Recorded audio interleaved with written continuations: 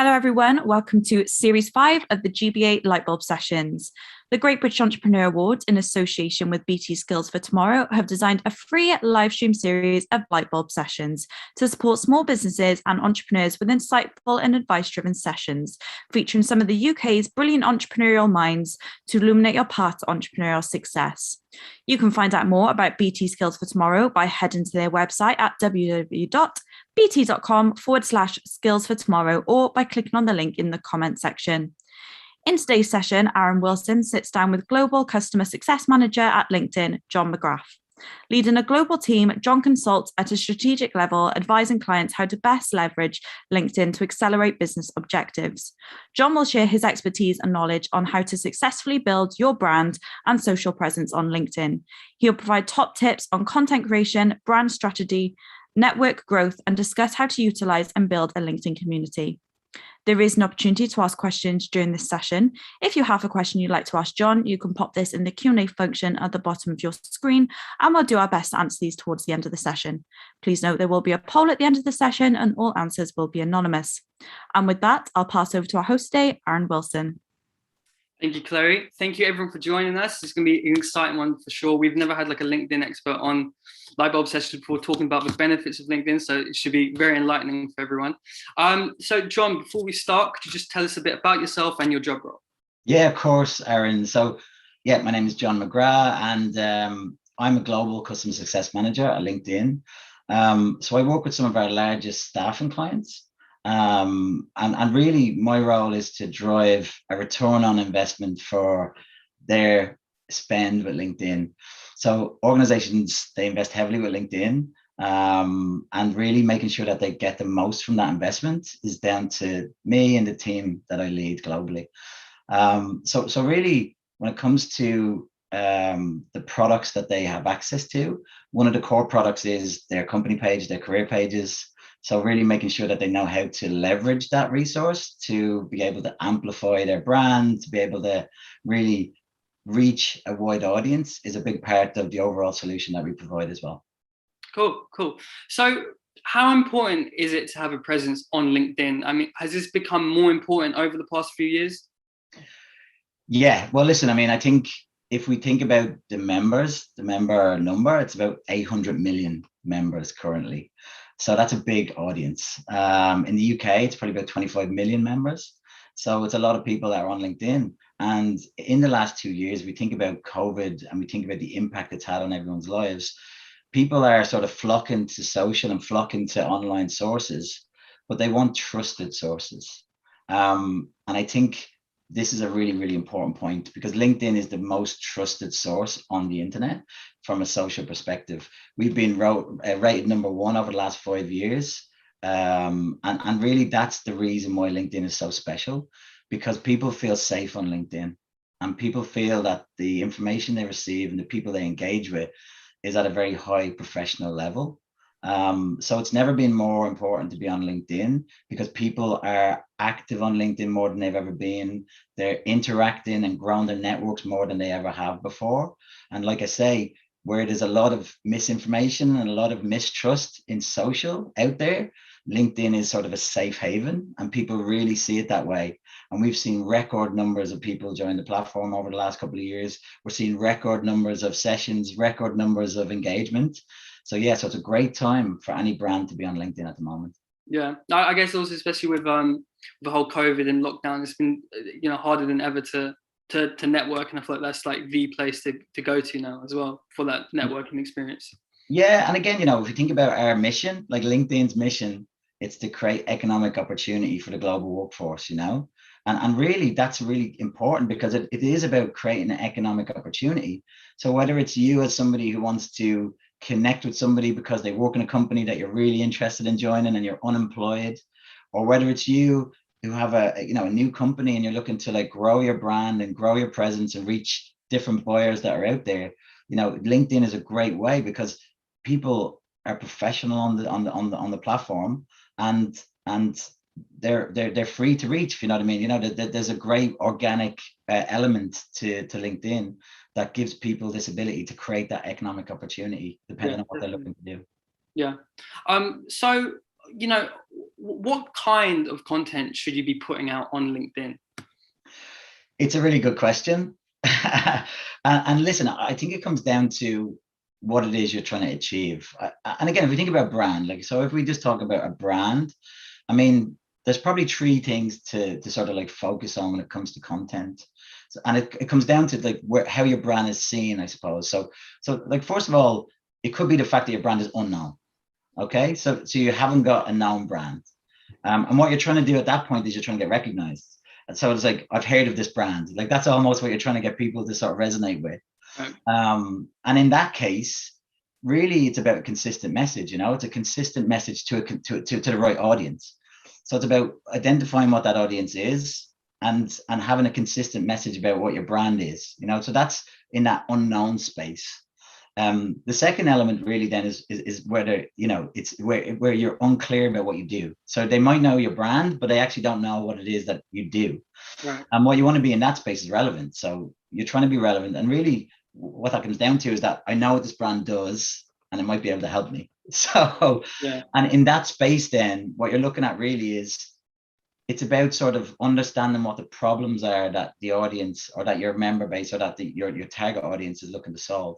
So a lot of brands, the mistake they make in this at this point where they're looking to be relevant is they focus on what they do. They focus on what they do. What they should really focus on at the start is, what is the problems we're trying to solve? So you really want to sort of talk about the problems first. And also that there's a solution to that problem. So you're not really talking about what you do or what you do as a brand and how you can solve that problem, but you're framing the problem first, you're framing the solution, and then you're saying, and hey, we do it really well. And then you're talking about your brand. And that's, in this sort of section where you're talking about relevance, that's really, really important. And from a content perspective, it's really focusing on the problems and the solutions before you start to focus on what it is that you do. But it all sort of comes together and how you sort of strategize about being relevant. Right. And then finally, really, it's about being memorable. Yeah. Because again, it's not only the fact that you want to be sort of, I know the brand, I know what they do, but then you need to be the go-to. You want to be the people that people think immediately, yeah, these are the people we want to work with. And with that, it comes down to sort of trust. It comes down to as well creating a niche for yourself. So what are you really good at? What do our products solve? How do we solve them? Our excellent customer service or whatever it is, and then really like on message to really align with the audience and really sort of like facilitate that trust. And those three areas really can help the brand to decide what sort of content they should be creating. Is it content because we're unknown? It's about the brand. Is it content about relevance, about our products, about solutions, about problems? Or is it the fact that, we're really trying to sort of like be memorable? And I think if you really can understand where you are as a brand, and then you can align your content accordingly. Right. Okay. Well, for each, like, depending on where you are as a brand, whether you're unknown or, people know you, does how much you post on LinkedIn, how much should you be posting on LinkedIn depending on, that stage you're at? Yeah, and listen, it's a great question. So what we see is, like, honestly, from a brand perspective, it should be daily. You should be, and again, it's not about creating content every single day, but it's about how you sort of like push content to your network, push content out onto the platform. What we see as a good sort of mix is sort of like a sort of 1-1-4 ratio. So one message around one piece of content about your brand, one update from another source, and then 4 pieces of content that's out there. So it's basically like pushing content that's sort of aligned to your overall sort of like ethos as a brand, but it's not only your content. So it's a piece of your own content, a piece of other content, and then like 4 sort of, articles, 4 pieces of industry content as well that you can push out. Right. So again, you don't really need to create content for every day, but you might want to have 2 pieces of content that's been created every week, and then you're subsidizing that with other pieces of content that you're finding out there that are relevant to your overall brand. And again, when we think about sort of the type of content that you could be thinking about outside of your own creation, it's about industry focused content, it's about product focused content, people focused content. Like, there's lots and lots of content out there, but it's about getting the right content that really aligns to what it is that you're trying to get across. Now, one thing that I think is really, really interesting is when you're thinking about content, whether it's your own or it's stuff that you're going to sort of like take and amplify, really what you're trying to do is find a sweet spot where it's engaging content, but it's uncommon content. Because if it's engaging and common, everyone's talking about it. It's good because it's topical, you know, but if you can find that sweet spot of it's engaging content, but it's uncommon, that's really great to sort of start to think about how you focus, because that's stuff that you know is going to engage people. It's not being talked about a lot. So it's really going to push your brand out there because people are going to start to engage with it a lot. Right. I guess so, like consistency is key and keep it topical. Yeah. Which I guess brings on to that the next question of like, you know, comparing LinkedIn to other social networks like Facebook, Instagram, which, you know, it kind of, a lot of your success on those platforms kind of hinges on your consistency. You know, would you say LinkedIn is more important than those, or are they both like, you know, for their merit? Well, listen, I mean, I think they all have merit. I think that's important to sort of know. But again, it depends on your audience and what you're trying to achieve, you know. I think if we come back to sort of the three sort of areas we talked about, like unknown, unclear, unmemorable. I mean, I think, you know, from a LinkedIn perspective, when we think about unknown and we think about the member base that we have, like we're talking about like millions of C-suite executives on the platform. We're talking about millions of decision makers. We're talking about millions of people that are in the buying circle. So like if it's a B2B type environment that you're in, then really LinkedIn is a great space to be recognized and to push content to a really, really specific audience. And if we think about that sort of unclear and relevant section as well, like the way that you can engage an audience on LinkedIn is really broad. So not only is it the fact that you can push content, not only is the fact that you can have that landing space of a company page where you can build out your own brand and build out what it is that you're all about. You also then have things like LinkedIn Live and LinkedIn events, where you can like create this great space where you can bring an audience in and they can be a part of something that's going on within the organization. So I think to really show relevance across multiple channels and multiple different types of content and multiple different ways to do it, I think LinkedIn is a great place, again, to that really, really important audience as well. And then I think about memorable, and we think about trust. You know, LinkedIn is really where people are coming all the time. You know, they're coming to LinkedIn, they trust what they see, they trust what they sort of consume. So again, if we're talking about the trust of your brand or the expertise of your people, then people believe what they see on LinkedIn. And again, I think this sort of differentiates us from some of the other social platforms. But like I say, not to say that they're not relevant. And again, it depends on what you're trying to achieve. But I think if you as a brand are trying to reach a really, you know, important audience, or you're going to try and really have like different ways to do that, or you're trying to make sure that they actually trust what it is they see, then I think LinkedIn is a super important place to be. Right. Yeah. So LinkedIn is like, you know, everyone's specializing in what they do, as opposed to like Instagram, where it's, you know, it could be like a dog fan page or something. So yeah, yeah, cool. So, you know, I guess we kind of touched on this, but what can LinkedIn, you know, provide that other networks can't, social networks can't? Well, again, I think if we think about what it is you can achieve as a brand, because again, I think it's not only the fact that you can create, as I said, like a company page, a space on the platform where you can build, you know, what it is that you're all about. Like you can talk about your culture as a company, you can talk about your employees, you can talk about your products, you can talk about everything that you do, and you can create this like shop front, this place. And it's not only for your brand as, you know, a sort of like a seller, but it's your brand as an employer as well. So you can create this great space where people can come and see, I'd love to work for this place, or I'd love to buy from this place because really it aligns to me as an individual. But also, like, not only do you have this ability to create this space, but then you've got this voice, you know, that comes from that. So you create this voice and you build this follower base, you know, you build this community around your brand. And again, like this community can be fostered, you know. And again, when you have people that follow your brand, there's no cost associated with the interactions that you have with those followers. So building your follower base is a great way then to be able to amplify your organic content. And really, so then you're creating this space, but then you're also creating this message and you're creating this audience for that message, and it's all organic, you know. So it's a really, really great way to be able to amplify your messages. Right. As well as that, it's about your ability as an entrepreneur or as a leader within a brand to then have a presence on the platform as well. So to be able to amplify, you know, what it is that you do as an organization, and to be that sort of spokesperson and leader of that company, because more and more people, and especially through COVID, you know, they really want to hear about what brands are all about. You know, they want to know how, like, where do you stand in really important social issues, you know, and they want to know, how are you helping us and supporting us as your employees, or as your audience, or your you know, your the people that buy your products. And I think LinkedIn gives you a great way to create a real face and humanity to your brand through the leaders that are, you know, pushing the boundaries and being the voice of the organization, or even just your employees who are proud to work for your company and represent your company in a great way on the platform.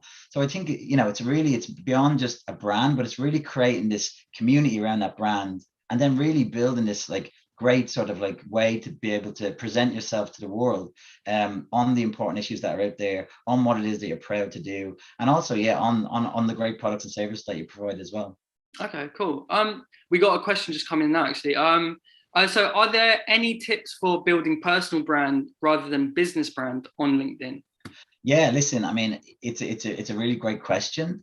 And again, I think from a personal brand perspective, probably the number one mistake, or not mistake, but probably the number one like downfall at the beginning is that people don't know what they're trying to achieve on the platform.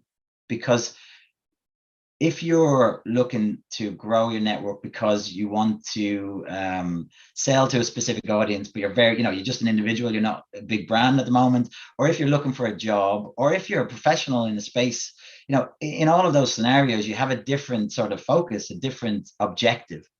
And I think clarity on your objective at the start really can give you an ability to set yourself up for success. And if you have then an objective of what you're trying to achieve, the most important thing at that point then is really to make sure that all of the content in your profile aligns to that objective. Because a lot of the times it's not a CV, you know, our personal brand on LinkedIn, it's not a CV. What we want to do is we want to engage people. So when we reach out to them and they look at our profile and our content, that they see, okay, really, I like this, and it aligns to what I know about this person already, and I want to connect and I want to have a conversation. So really make sure that your profile aligns to your overall objective.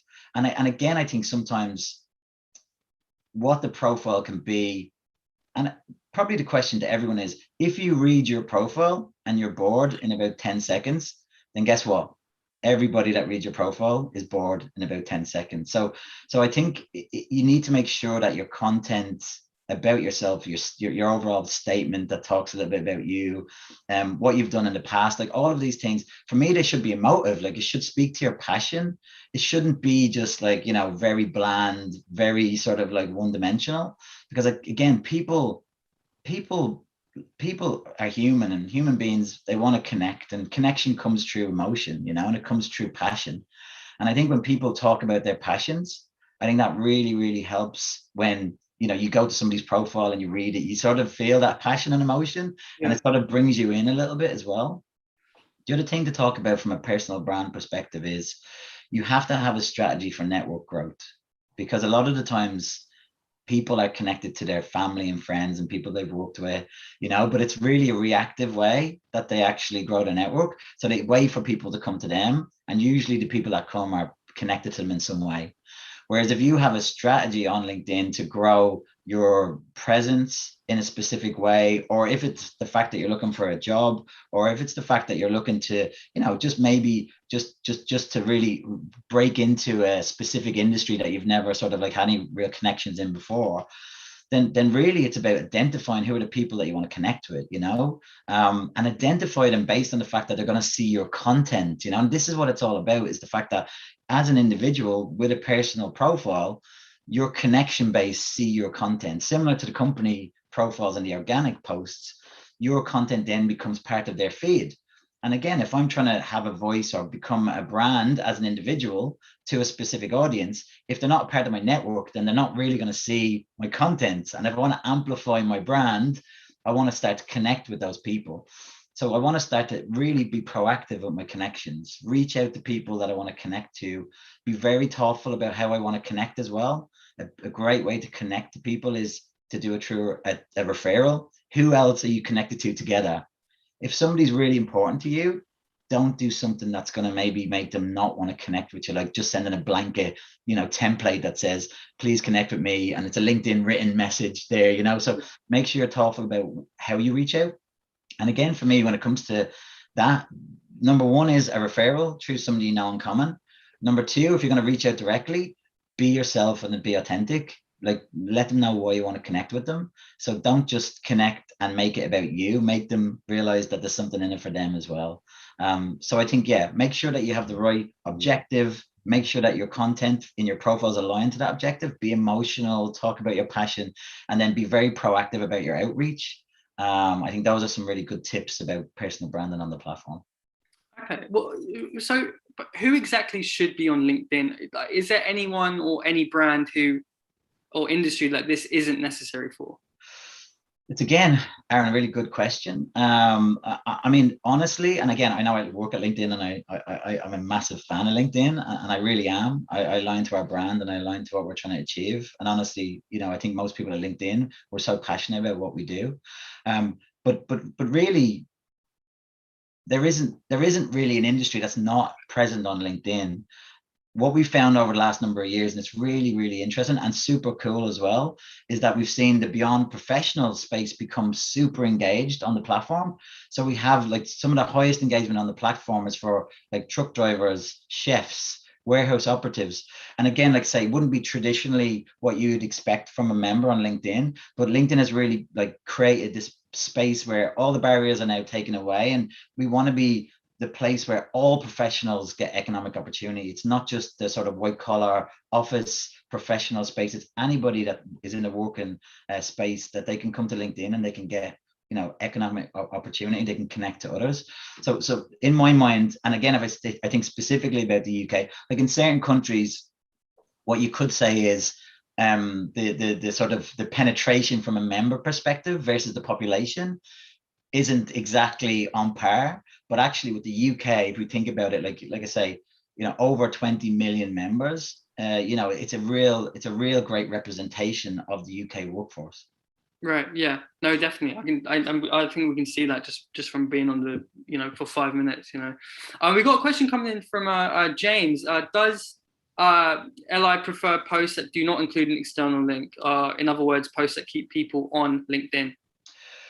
James, it's a really good question. So a call to action is really important, actually. And what a call to action is a link, or it's some interaction through the post. And what we find is there's about 45% increase in engagement on a post that has a call to action. So I would say actually have links in more so than not have links in. Because people want to be drawn away to something that is interesting. If a post is engaging and then there's an opportunity to go somewhere and learn more and go and join a seminar, or go to join a webinar, or go, like, all of these things are really, really important. So I would say more so than less so, James, is the answer there. Cool. So when should you start building your brand on LinkedIn? Is it from the get-go or after your brand's more established? To be honest, I think the earlier the better in my mind. And the reason why I say that is again, if we think about LinkedIn, it's a community, it's a professional community, but it's a social space. And again, people, they care about the humanity of the world, And what I love about brands in their early days is that it's scrappy, it's difficult, it's raw. Mistakes happen. I think you're at your most vulnerable. And I think being able to sort of bring an audience, bring a community, bring a group along with you on that journey will only make them sort of more aligned to your brand. And I think that sort of story is a really, really great one.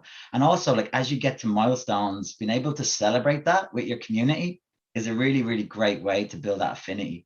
So honestly, and again, I think if we think about one of the core reasons why I love LinkedIn and why LinkedIn is so important, is that people help people on LinkedIn. Like, people help people every single day. Like, millions of people every single day will accept a connection or an email from somebody And that email will say, I need your help. I need your help because I can't get a job. I need your help because I don't have a network. I need your help because I'm finding it really tough. And I think as a young entrepreneur or as a young early stage brand, you probably will need help. You probably will need a lot of help. And again, leveraging your network, leveraging the expertise that you will find on LinkedIn will really, really support you in that sort of early stage of your development. And you'll get connections and opportunities that you won't find elsewhere. So I'd say the sooner the better, and then be really, really present and be really real, be completely authentic. We failed here. We didn't get it right here. That was a big mistake, but we're going to learn from it. Like, be as authentic as you can and ask your network for help. Like, reach out and say, I would love to connect. I would love to just learn a little bit about how you did that, because we're in this early stage of this project and we're finding it really tough. So you will not only really get that brand affinity and really grow a great audience, but you'll also get a lot of help along the way as well. Yeah, I've noticed that with LinkedIn. I think it really is the best place for your brand to push their story. I think you don't get that with anywhere else, really. That, you know, because like you said, everyone wants to help and they're interested. They want to know. But yeah, so what are some common mistakes that brands make when using LinkedIn? It's a really good question, and I think, and again, if we think brand specifically, so we're not talking about sort of the personal branding side of things. I think where brands can get it wrong in the early stages is I suppose, number one, and similar to the personal brand, they don't have a purpose, an objective, an overall like idea of what they're trying to achieve. And I think that's really a flaw if you don't have that, because what it means is that how do you know if you're getting there? Do you know what I mean? How do you know if you're on the right path? How do you know when you're reaching milestones? How do you know when you actually get there? Because you don't have anything that you're looking at. So then, and what can happen in that stage what can happen in that situation, is that then it's almost like LinkedIn, maybe you sort of look back and you go, we haven't really achieved anything. Maybe LinkedIn isn't right for us. And because you didn't really set yourself up for success at the start, then suddenly maybe you think LinkedIn isn't relevant, and that can be a real danger. So I think, yeah, be really clear of your objectives. Be really clear of your objectives at the outset. That should be for all your social channels. You know, it shouldn't just be for LinkedIn, but clarity on your objectives. Second thing then is be really, really crystal clear on your audiences, like real clarity. And you should have primary, secondary audiences. You know, you should have your primary focus, your secondary focus, and you should really know those audiences in depth. You know, you should know what they want, what they think, you know, what they're afraid of, like what it is that keeps them up at night, what it is that they're engaged with, what do they look at currently. Like, you should really have a clear idea of your audiences. And again, like I say, that will then make sure that you can set yourself up for success in regards to how you're going to start to push content and produce content, because it will be different for different audiences. You know, you're not going to have the same blanket content across LinkedIn when you've got such access, you know, across the platform and across the member base. And then I think number 3 is really around what it is that you're going to focus on from a content perspective. Like, what are those pillars? You know, what are the pillars that are going to define what it is that's going to then be the content that we create? And again, I think that can then really help with how you plan and strategize and how you schedule throughout the year or throughout the quarter, because you need to have focus. And again, sometimes what you can find with brands is they almost feel they have to post. Do you know what I mean? So they almost feel, oh God, we have to post on LinkedIn twice a week, or, oh God, we haven't done it this week. What are we going to do? And they're sort of scrambling. And it means then that the message becomes disjointed. You know, the overall objective, what is it we're trying to achieve? You know, we're not aligning to that anymore, because suddenly we're just trying to just do anything, you know. So just be really, really clear on your pillars of content. And then also how you're going to format that, and then what sort of content types you're going to create as well. Because I think if you can sort of have clarity at the outset, okay, here's our objective, here's our audiences, here's those pillars, and then here's the formats we're going to use, and here's the content types that we're going to use across those formats, that means that you're setting yourself up for success. Right. And I think not having that structured approach at the start can really mean that it's difficult, and that there's some of the areas where people fail, or brands fail at the outset. Right. We got a question from Reg. It goes, on individual profiles, what would you suggest is the best way to manage your network? Is there a downside to having ever more connections? So again, Reg, loving the questions coming through. It's a really, really interesting question. And I love this question because it's a really, really interesting one. So what can happen on LinkedIn, and sometimes you might see this as you're in your feed, is people start to say, LinkedIn's getting too personal, or all I get is all I get is a lot of content from recruiters. Do you know what I mean? So it's almost like you sort of get these people talking about LinkedIn, but it's not in fact LinkedIn. It's not LinkedIn's fault. It's your network that's at fault, if you know what I mean. So the quality of your experience on the platform is only really based on the quality of the people and the network you've created, and the brands you follow, and the companies you follow, and the hashtags you follow, and the influencers you follow. So like, you're the master of your own destiny on LinkedIn. Like nothing, like it's not Facebook. We don't sell advertising. You don't have ads everywhere. That's not the way LinkedIn works. So you create your own experience on LinkedIn through your network, through your connections, through your hashtags you follow, and through everything else that you do. So what I would say is, it's not really about the size of your network, but it's about the quality of your network. And it's about then, how does that align to your overall objective? And again, if my overall objective is to get a job in tech in Dublin, then I want to be growing my network with lots of tech people in Dublin, and I want to make sure that my network reflects the fact that that's my objective. If my objective is, I'm really, really interested in accountancy and Java accountancy, or whatever it might be, Java in accountancy, then that's the sort of way I want to grow my network, because I want to hear what people have to say. I want my feed to be filled with content that's going to be interesting and engaging to me. So I don't think it's about the size of the network. And Reg, what I would focus on is the quality of the network, and also the quality of everything that you've created around your network, around the hashtags you follow, the companies you follow, the groups you're in as well. And groups is a really, really important one, especially for a personal profile and a personal brand perspective, because groups amplify you to a group of people that you aren't connected to.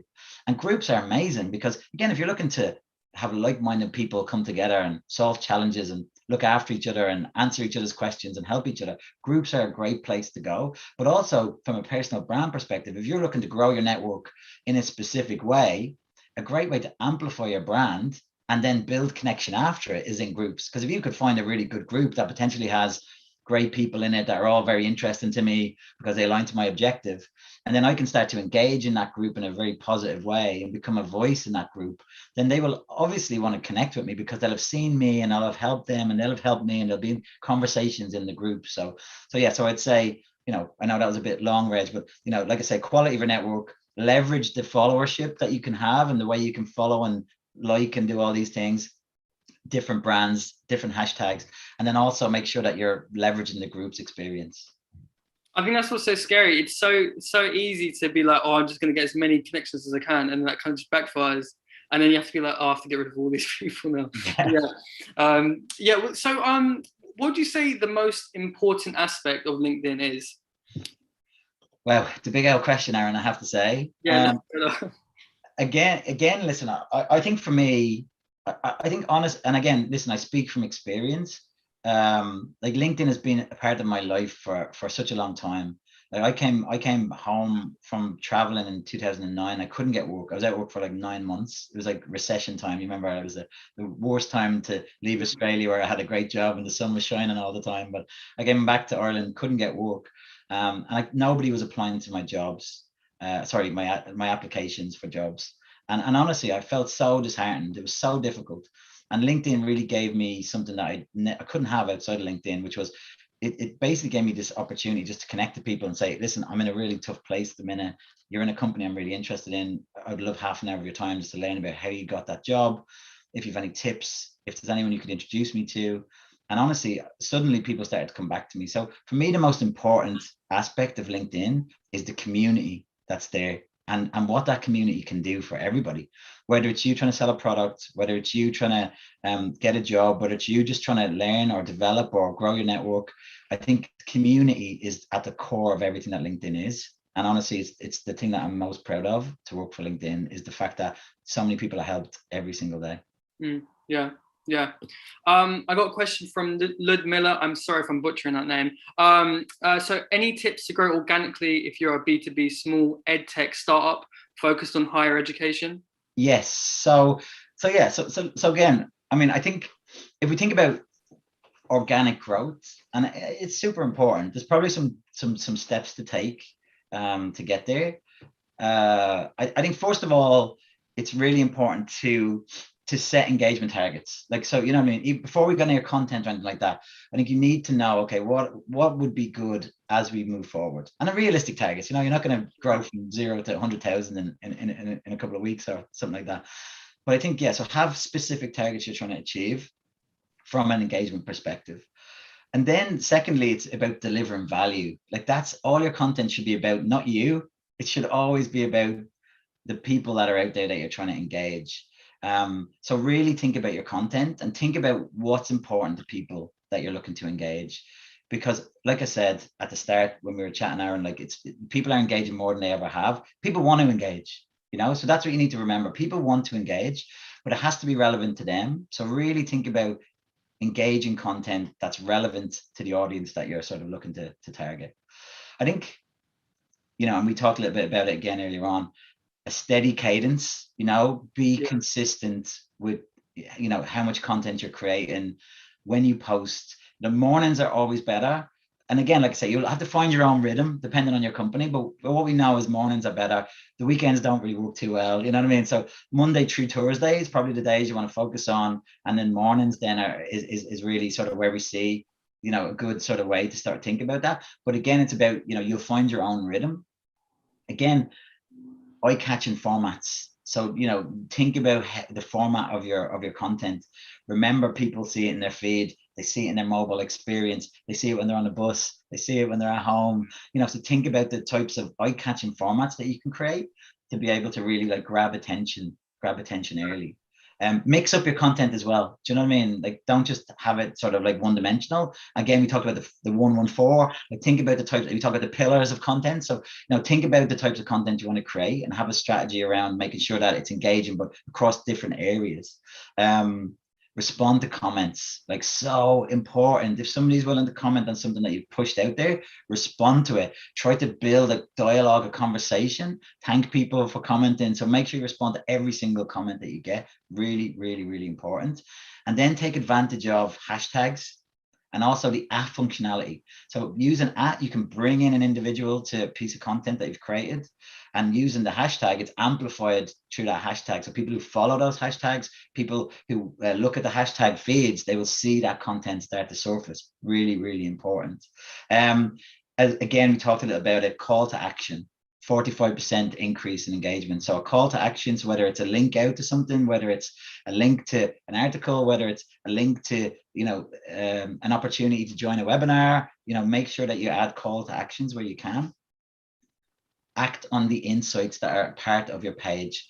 So in your page, you have analytics, and they're super, super insightful. You can see the interaction and the success of all of your posts. So go in there and find, okay, where is our content really hitting the mark? Where are we getting the most success?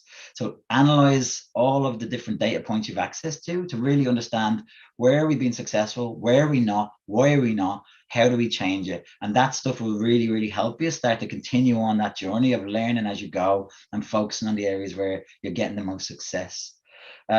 Also, when you think about growing your audience, another great way, and again, you know, as a small business or small organization, you may have a couple of employees, or you may have like a small team. Leverage your employees' voice. Employee advocacy is such an important facet of organic growth, because if you think about your team, they will have probably maybe 50x the connections you have as a brand, you know, and so you then working together as a team to say, how can we leverage your networks to amplify our content? So we're going to create the content on the page, we're going to publish it on this day, and then we need all of our teams to push it, share it, like it, comment on it, like really amplify your message through your employees. It's a really great way to sort of like really make sure you're getting the most out of your team when it comes to the networks that they have as well. Yeah, perfect advice. Yeah, couldn't agree more. So what can you expect to see from your brand or business once you've established that strong presence on LinkedIn? Well, I think if you have a strong presence, you have a great organic reach. First of all, like that's a really, really big win. Like if you've got a lot of followers, that means that, you know, you've got a lot of opportunity to amplify a message, amplify your content to that specific audience. I think as well as that, I think what you'll find is that if you are then taking the steps of moving from having a brand and an audience to actually now start to engage with that audience for a B2P or a B2C or whatever it might be, like your route in and the overall acceptance of, you know, that sort of route will be amplified as well. Because if somebody's connected to your brand and they're engaging with your content, then the fact of the matter is that they're going to be much more likely to want to have a conversation with you, or they're much more likely to be open to connecting and having a conversation with you. So for me, it's going to really amplify your overall brand from an employee perspective, and obviously from a business perspective, employer perspective, sorry. And also it's going to make sure that doors are opening a little bit easier as you start to reach out, whether it's to future employees or whether it's to future business. Right. We've got a question coming in from an anonymous attendee, but any particular tips for non-profit organizations? Well, listen, I mean, and again, you know, I work with some non-profit organizations, and I do a lot of work on branding with them. And I think the one thing, what I would say is, what I find with non-profit organizations is, you know, what you do is amazing. You know, what you do for the communities that you're in and the world in general is really, really important, and it's really beautiful. And what I would say is like really showcase all of that beautiful stuff that you do. You know, really showcase the difference you make in the communities that you're in, the difference that you make to all of the people that you support, because people buy into that. Like LinkedIn, it's a human professional network. You know, it's a social space, and I think if you can really show that passion that your staff have, and the tireless work that you do to like serve the communities that you're in, and you can put it in a video format and you can have it done consistently, and then you can use that as a way to sort of like amplify your brand and draw people in. I think that's a great way to really leverage, you know, like I say, the work that you do. Right. Yeah. Are there any thoughts on automated messages for connection? Someone says, I find them crass and an instant turn off, but some in my network swear by them. Yeah, I mean, to be honest, it's not really what we would suggest. What we find is that people respond so much more positively and in wider numbers to a personal sort of connection request. It's almost like, you know yourself, if you get something in the post, or, you know, I know the post is dead, but, you know, if you get something in the post and it says, dear household owner, I'm immediately putting that in the bin. You know what I mean? It's just, you know, I'm immediately turned off because, well, you haven't even taken the time to learn who lives at this address to put my name on it. Do you know what I mean? And that's the same, I think, when on a social, if you get something and you know it's been sent to 50 people, you know, I'm far less likely to engage with it. Whereas if I see somebody's looked at my profile a little bit and they're like, hey, John, you know, I know you worked at this company before, or I see you work in X, or I see you've got a passion for Y. I'd love to connect because what we do is X and Y, and I'd love to talk to you about this. You know, suddenly I'm super interested. So it's a no-brainer for me. So yeah, I would always, where you can, make it as personal as possible. Cool. We've got another question. What benefits can advertising on LinkedIn bring to a new company? Well, again, you know, if we come back to what we were talking about, a new company is unknown. You know, when we think about in that unknown space, what you're trying to do is you're trying to grow a brand awareness. And again, depending on what it is you're trying to achieve, if it's for teenagers, maybe it's not LinkedIn. You know, teenagers probably isn't the audience that you're going to get LinkedIn. But if it's a professional audience, if it's an audience where, you know, you really want to segment them as well, and especially when like paid advertising on LinkedIn is super targeted, so you can really like niche find, you know, a certain seniority, a certain location, a certain, you know, background, so you can really target an audience to then be able to like push a really important message that's going to grow your brand. So I would say, depending on what you're trying to achieve, at the beginning where you don't have any brand and you're really trying to build a brand awareness, I think from an organic and paid perspective, LinkedIn is a great place because of the way that you can, and because of the numbers that are on the platform as well. Okay, cool. So all in all, what are your 3 key takeaways for the audience? So I think number one, it's really make sure that you have your objectives and your audiences down. I think that's really important. So be clear of your objective and be super clear on the audience as well that you're looking to target. I think number 2 then is really think about your content strategy. You know, make sure that you have your pillars that you're sort of going to focus on. Make sure that you have your timelines down, So you know when your content's going to be out there, you know what sources that you're going to use, and you're going to be consistent in that. And you're not scrambling for content. You really are proactive. You know exactly what's coming down the line. So be really, really structured with your content, your strategy, and your overall plan.